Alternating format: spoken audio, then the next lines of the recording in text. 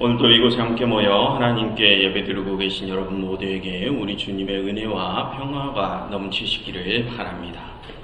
지난주에 하나님께서는 이스라엘을 애굽 밖으로 내보내지 않는 바로 때문에 나일강과 애굽의 모든 물을 피로 변하게 하는 이적을 보이셨습니다.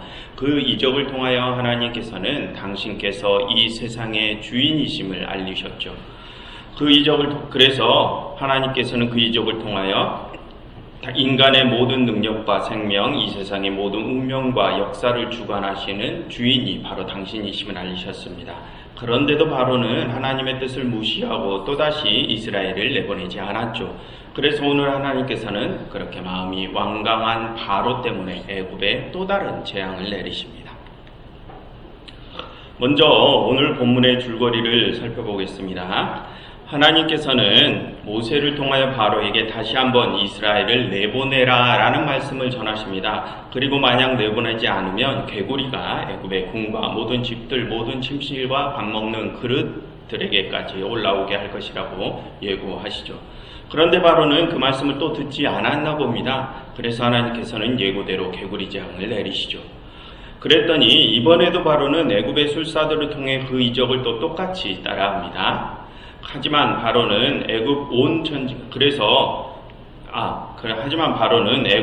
천지가 그렇게 너저분한, 개구리가 올라오는 너저분한 상태가 된 것을 보고 후회했는지 그는 모세와 아론을 불러서 그 개구리를 떠나게 해달라고 하나님께 간구하라 합니다. 그래서 만약 개구리가 떠난다면 이스라엘을 내보낼 것이라고 하죠. 그래서 모세는 바로에게 그럼 언제 개구리가 떠나게 하면 될까 하고 묻습니다. 그러니 바로는 내일 당장 떠나게 해달라고 하죠. 그래서 모세가 바로의 요구대로 하나님께 기도하니 하나님께서는 모세의 그 기도를 들으시고 다음날 애굽의 모든 개구리를 죽이십니다. 그런데 그렇게 한숨을 돌리게 된 바로는 또다시 마음이 완악하게 돌아가서 이스라엘을 내보내지 않습니다. 그래서인지 하나님께서는 애굽에 또 다른 재앙을 내리시는데 이번에는 하나님께서 모세와 아론에게 지팡이를 들어 애굽의 온 땅에 티끌을 치라 하십니다. 그러니 그 티끌이 모두 이로 변하여 사람들과 각축들에게 오르게 되죠. 그래서 이번에도 애굽의 술사들이 그 이적을 따라 해보려고 하나 그런데 특이하게 이번에는 그들이 그 이적을 따라하지 못합니다. 그래서 그들은 이것은 하나님의 권능입니다 라고 바로에게 알리죠. 그런데 이번에도 바로는 마음이 완악하여 그들의 말도 듣지 않습니다. 거기까지가 오늘 살펴볼 내용입니다. 그럼 그러한 두 가지 이적이 또 어떤 의미를 가지고 있는지 이제 자세히 살펴보도록 하겠습니다. 여러분, 지난번에 하나님께서 행하신 지팡이 이적이나 나일강 이적 그리고 오늘 개구리와 이 재앙은 그런 이적들은 지금 당장 애굽인들의 생명을 앗아가는 재앙들은 아니죠. 그 재앙들은 단순히 애굽인들의 생활을 불편하게 만드는 정도의 재앙들입니다. 그럼 여러분, 하나님께서 그렇게 애굽의 사람들이 불편해할 재앙들을 내리신 이유가 무엇일까요? 하나님께서는 그들이 그 불편함을 통해서 이 세상의 주인이 누구신지를 깨닫고 그래서 그들이 누구의 말을 따라야 하는지를 깨닫길 원하시기 때문입니다. 그럼 여러분, 애굽인들은 그렇게 자신들의 생활을 불편하게 만드는 그 재앙을 통해서 하나님이 누구신지를 깨닫게 되었을까요? 여러분, 지난주에 하나님께서는 애굽의 나일강 이적을 내리심으로 애굽인들이 당신이 여호와임을 알게 될 것이라고, 깨닫게 될 것이라고 이미 말씀하셨죠. 그럼 여러분, 바로와 애굽인들은 지난주 그 나일강 이적을 받고 난 후에 그것을 깨닫게 되었습니까? 오늘 이야기를 보시면 우리는 바로와 애굽인들에게 어떠한 변화가 생겼음을 알 수 있습니다. 여러분, 먼저 8장 8절을 한번 보시면 여기서 바로는 하나님께 개구리 재앙을 받고 온 애굽 땅이 너저분한 상태가 되자 모세를 불러서 너는 하나님께 개구리가 떠나도록 기도하라 라고 부탁하죠. 그럼 여러분, 지금 바로가 모세에게 그러한 기도를 부탁한 것은 무엇을 의미합니까? 바로가 하나님을 어느 정도 인정했음을 의미합니다. 바로는 하나님께서 그러한 재앙을 내리실 수 있으신 분이심을 인정한 것이죠. 여러분, 그러한 내용은 뒤에 이 재앙에서도 나오는데요. 19절을 한번 성경에서 보시면 거기서 애굽의 술사들은 하나님께서 애굽의 온 땅의 티끌을 이로 변하게 하는 이적을 보이시니 그들도, 그 술사들도 그 이적을 따라해보려 하지만 이번에는 그 이적을 따라하지 못하죠. 그래서 그들은 이것은 하나님의 권능입니다 라며 바로에게 알립니다. 즉 그들도 역시 하나님이 어떠한 권능을 행사하실 수 있는 분이신지에 대해서 뭔가 깨달았다는 것입니다. 그처럼 오늘 본문에서는 지난주에 하나님께서 예고하신 대로 애굽인들이 하나님의 정체에 대하여 어느 정도 인식하는 내용이 나옵니다. 그럼 여러분, 오늘 애굽인들은 하나님을 그렇게 조금이라도 인식했으니까 하나님의 뜻을 받아들일까요? 그것에 대하여는 오늘 본문을 끝까지 다 살펴보고 난 후에 다시 그 이야기를 나눠보도록 하겠습니다. 그럼 다시 개구리 재앙으로 넘어와서 이번에는 8장 9절을 한번 보시겠습니까? 8장 9절, 방금 앞에서 바로는 모세에게 하나님께 기도해서 개구리를 떠나게 해달라고 요구했습니다. 그러니 지금 모세는 바로에게 그럼 언제 개구리를 떠나게 강구할까라고 묻죠.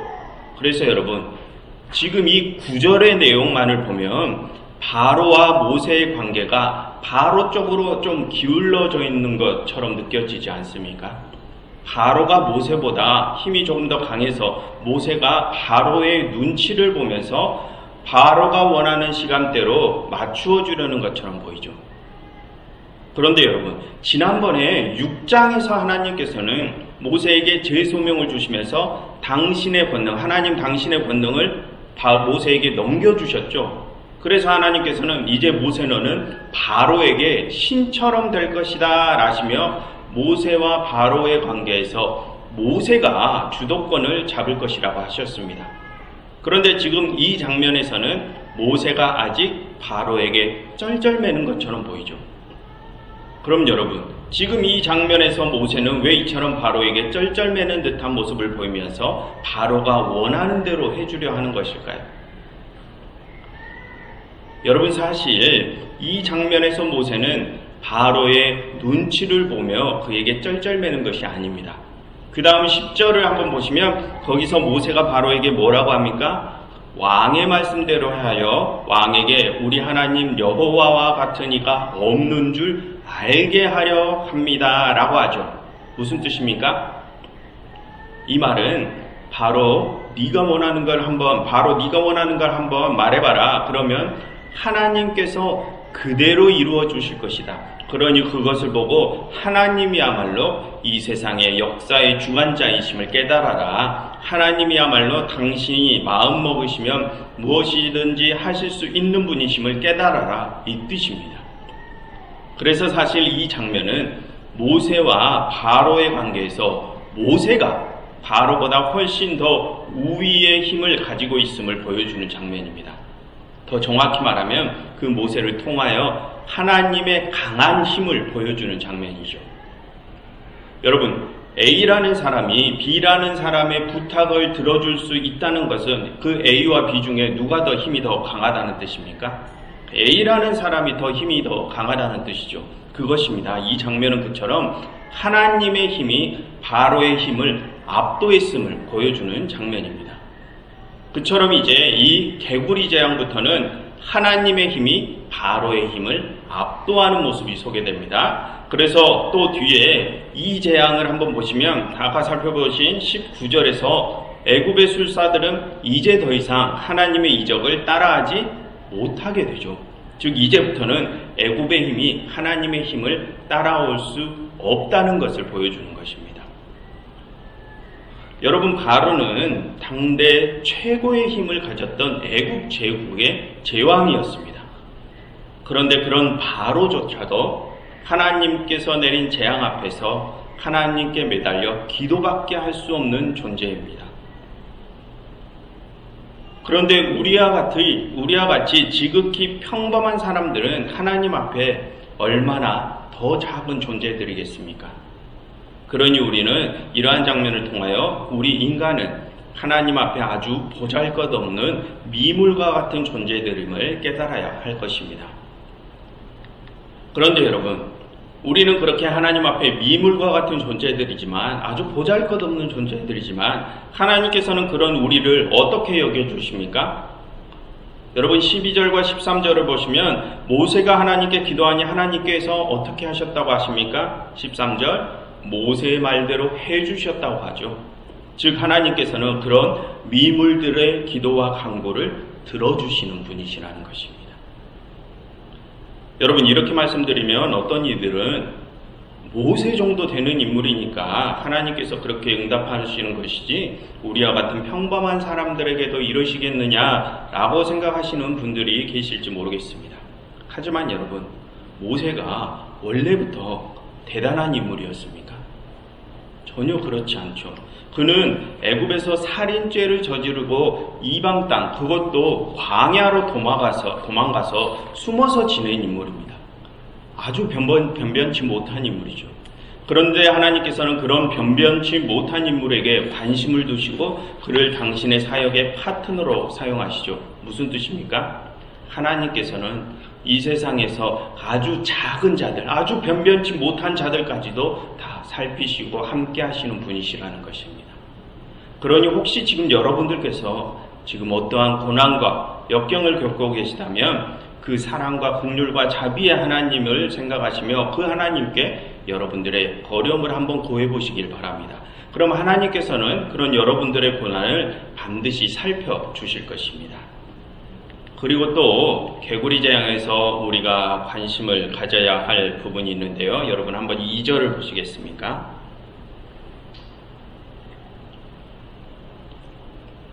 2절을 보시면 하나님께서는 바로가 이번에도 당신의 뜻을 거절하면 이번엔 개구리 재앙으로 애굽을 치실 것이라고 하시죠. 그런데 여러분, 아까 말씀드린 것처럼 이 개구리 재앙은 애굽인들의 생명을 앗아가는 정도의 재앙은 아닙니다. 그냥 불편하게 할 정도의 재앙이죠. 그들의 생활을 불편하게 하는 정도의 재앙이죠. 그런데 하나님께서는 그런 개구리 재앙으로 애굽을 치실 것이라고 조금 과하게 표현을 하십니다. 여러분, 개구리로 사람을 치다라는 이 표현은 뭔가 좀 어색하지 않습니까? 보통 치다라는 표현은 다른 사람에게 물리적으로 큰 해를 가할 때나 사용하는 표현이죠. 그런데 지금 하나님께서는 개구리로 애굽인들을 치실 것이라고 하십니다. 뭔가 어색합니다.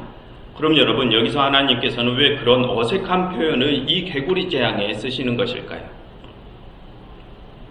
여러분, 이 치다라는 단어는 이제 이 개구리 재앙 뒤로는 단 한 번도 쓰이지 않다가 뒤에 12장 죽음의 재앙과 14장 홍해 재앙에 가서야 이 치다라는 단어가 또 다시 사용됩니다. 그래서 그러한 내용을 통해서 우리는 이 개구리 재앙과 뒤에 있을 죽음 재앙과 홍해 재앙이 어떤 관련이 있음을 생각해 볼 수 있습니다. 그럼 여러분, 이 개구리 재앙은 그 뒤에 있을 그 큰 두 재앙과 어떤 관련이 있을까요?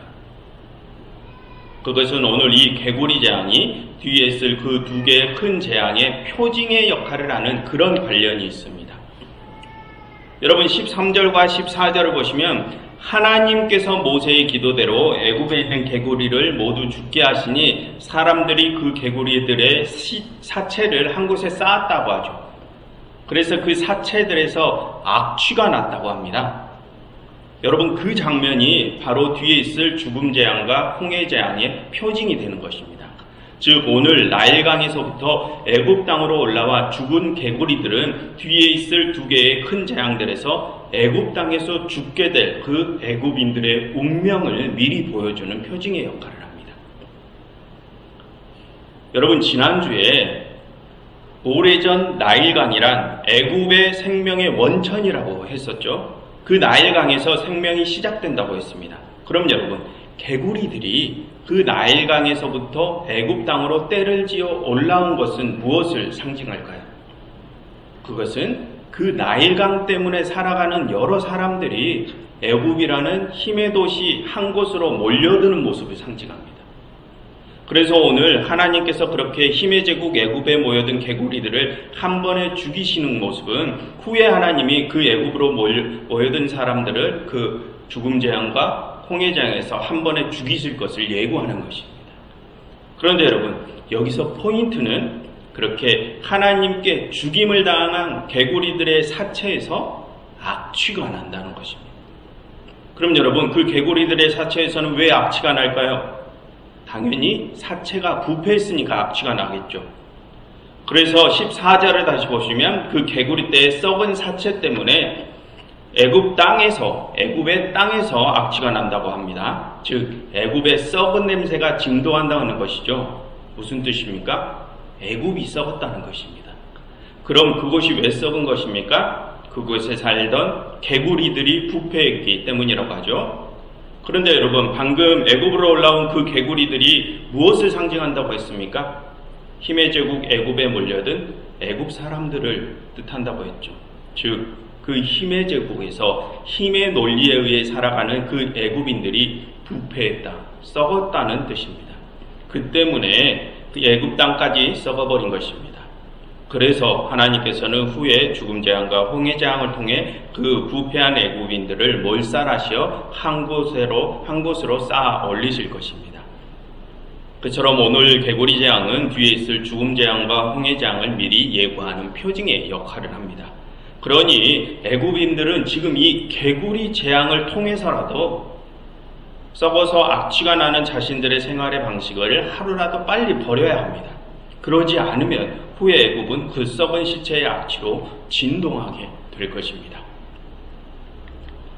여러분, 그와 같은 내용은 다음에 소개되는 이 재앙에도 똑같이 소개되는데요. 여러분, 이 재앙에서 역시 앞에 개구리 재앙처럼 이 재앙은 상징성이 있습니다.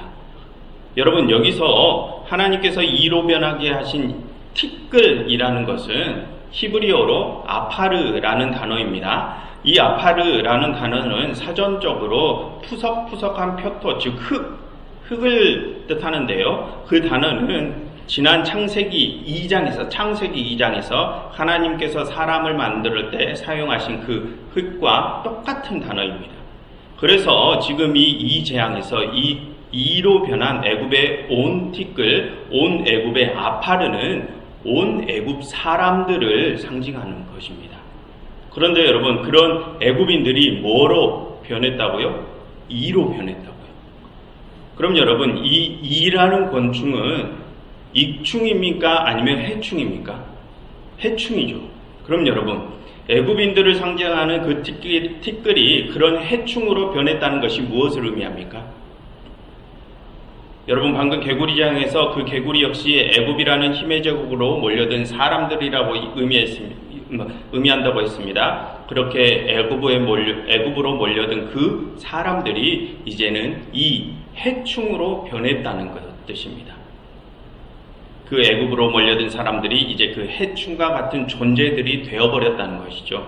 사람들에게 유익을 주지 못하는 존재, 서로가 서로를 갉아먹는 존재들이 되었다는 것입니다. 그럼 여러분, 그처럼 애굽의 온 티끌이 하나도 남지 않고 이로 변해버렸다는 것이 무슨 뜻입니까?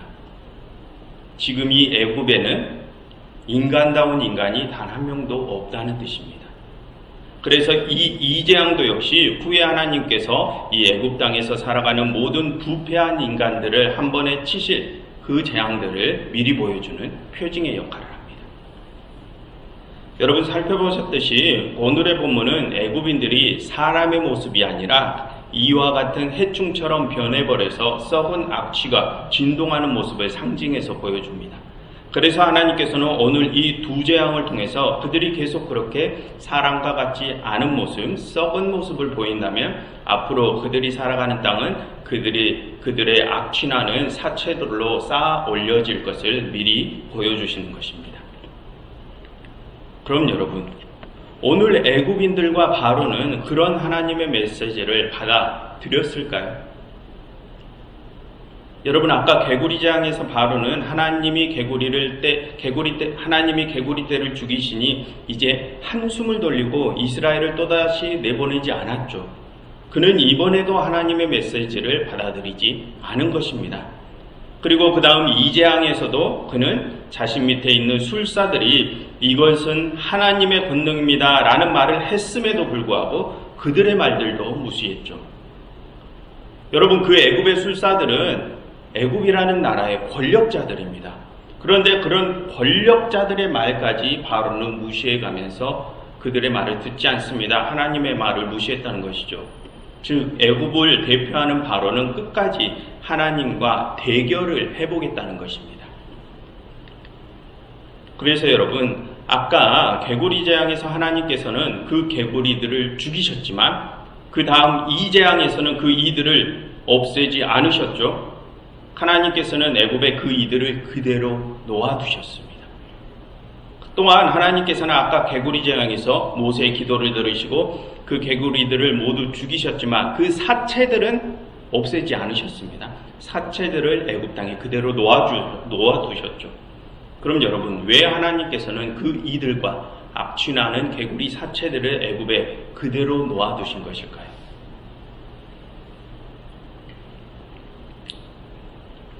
그것은 하나님 당신과 끝까지 대결해보겠다고 하는 그 애굽에게 심판을 내리시기 위함입니다.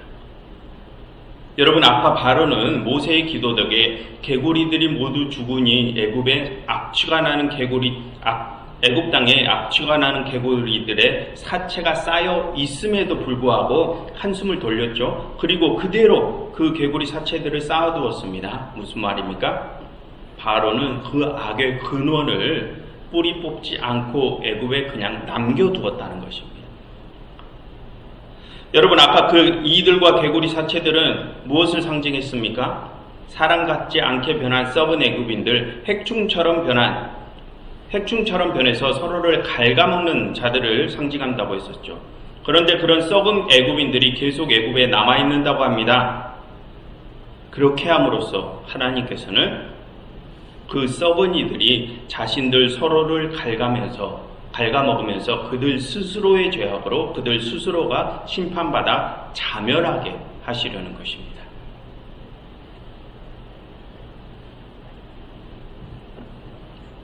여러분, 살펴보신 것처럼 오늘 바로는 하나님의 존재와 그분의 권능을 깨닫기 시작했습니다. 그럼에도 불구하고 그는 끝까지 하나님과의 대결을 선택했죠. 그럼 여러분, 왜 그는 그런 어리석은 선택을 하게 된 것일까요? 그는 지금 자신이 가지고 있는 그 힘을 아직도 믿고 있기 때문일 것입니다. 그리고 그는 아직도 자신에게 있는 그 힘이 하나님의 힘과 견줄 수 있다고 생각하고 착각하기 때문이겠죠. 그게 아니라면 그는 자신에게 있는 그 힘을 포기할 수 없어서일 수도 있습니다. 그 이유가 어느 쪽이든 여러분, 그가 아직까지 깨닫지 못한 한 가지가 있습니다. 그것은 지금 그가 가지고 있는 그 힘도 사실은 하나님께로부터 난 것이라는 사실입니다. 여러분, 왜 지금 이 애굽왕 바로가 그 강한 힘을 가지고 있는 것입니까? 이전에 하나님께서 요셉을 통해서 애굽에 그런 강대함을 가져다 주셨기 때문이죠. 그런데 지금 이 애굽 왕은 그것을 잊은 것입니다. 자신들의 역사를 잊은 것이죠. 그래서 그는 지금 자신에게 있는 그 힘이 자신이 이룬 것이라고 착각하고 있습니다. 그러니 그는 어떻게 해서든 그 힘을 지키려 하는 것이죠. 그 때문에 그는 이 세상의 주인이신 하나님께 끝까지 대항하려는 어리석은 선택을 한 것입니다. 그는 하나님의 존재와 그분의 힘을 깨달았음에도 불구하고 지금까지 자신이 간직했던 이 세상의 영화를 버리지 못해서 하나님의 뜻을 받아들이지 못한 것입니다. 그것이 애굽의 악취가 진동하게 된 근본적인 이유입니다. 그래서 이제 애굽은 그렇게 이 세상의 부귀영화와 힘을 포기 못한 이들이 끝까지 살아있음으로써 그들 스스로가 서로를 갉아먹고 더욱 악취를 내뿜으며 자멸하게 될 것입니다. 그럼 여러분, 지금 우리는 어떻습니까? 지금 우리는 그 애국과 같이 악취가 진동하는 이 세상 속에서 그들과 똑같이 서로를 갉아먹으면서 스스로 악취를 내뿜고 있는 자들입니까? 아니면 그 속에서 구별되어서 하나님의 백성으로서 그 애굽의 방식에서 벗어나고자 애를 쓰고 있는 자들입니까? 여러분, 지금 이 순간 우리가 이 힘의 세상의 논리에 죽을 힘을 다하여 대응하지 않는다면 우리는 그 썩은 악취가 나는 사람들과 함께 자멸할 것입니다. 여러분, 오늘 바로는 지금까지 자신에게 남아있는 힘과 영화가 자신의 것이라고 착각해서 그 힘과 영화를 잃지 않기 위해 하나님과의 대결을 선택했죠. 그럼 여러분, 지금 우리가 가지고 있는 이 힘과 영화들은 본래 누구의 것입니까? 우리가 여러 재화와 힘을 쌓기 위해 사용한 그 근본적으로 사용된 원료, 이 자연은 본래 누구의 것입니까? 그것이 본래 우리 인간의 것이었습니까? 그것은 본래 우리의 것이 아니었습니다. 그 자연은 본래 하나님의 것이죠. 그런데도 우리는 본래 우리의 것도 아닌 것으로 쌓은 그 여러 재화들과 힘들을 놓기 싫어서 계속 그것들을 붙잡고 붙들고 있습니다. 그래서 우리는 그 재화와 힘들을 지키기 위해서 스스로 악취를 내뿜고 있죠. 여러분, 지금까지 흘러온 이 출애굽기의 내용으로 보자면 어쩌면 하나님께서는 지금 우리에게 미래에 있을 큰 심판의 여러 표징들을 우리에게 보여주고 계시는지도 모릅니다. 여러 작은 생태학적인 재앙들을 우리에게 보여주시면서 우리에게 이제 곧 너희에게는 죽음의 심판이 다가오고 있다는 것을 알리고 계시는지도 모릅니다. 그런데 우리는 그 작은 재앙들이 지금 당장 우리의 생명을 앗아가는 것은 아니기에 그 작은 표징들을 무시하며 예전과 똑같이 범죄한 모습을 계속 유지하면서 지내죠. 지금 당장 어떤 큰 일이 일어나지 않기 때문에 우리는 이 세상의 힘과 부귀영화를 버리지 못하고 있습니다. 그런데 여러분, 그렇게 우리의 작은 범죄함들이 조금씩 쌓여간다면 언젠간 우리에게는 이 세상 전체를 진동하게 할 악취가 풍겨나게 될 것입니다. 그럼 그때 하나님께서는 그런 악취나는 우리를 한 번에 불사르시겠죠. 그러니 우리는 지금이라도 당장 우리의 삶의 방향을 틀어야 합니다. 이 세상의 부귀영화와 힘을 얻기 위해 서로가 서로를 갉아먹는 그러한 삶의 방식을 버려야 합니다. 그러니 여러분, 이제는 우리가 지금이라도 당장 우리의 삶의 방향을 틀어서 그동안 우리에게서 났던 그 작은 악취들을 모두 제하여 버리고 오직 하나님께서 흠양하실 아름다운 향기로 우리 안을 가득 채울 수 있기를 간절히 바랍니다. 기도하겠습니다.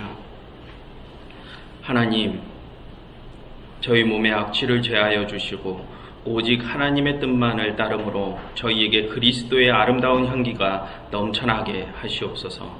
예수 그리스도 이름으로 기도드렸습니다.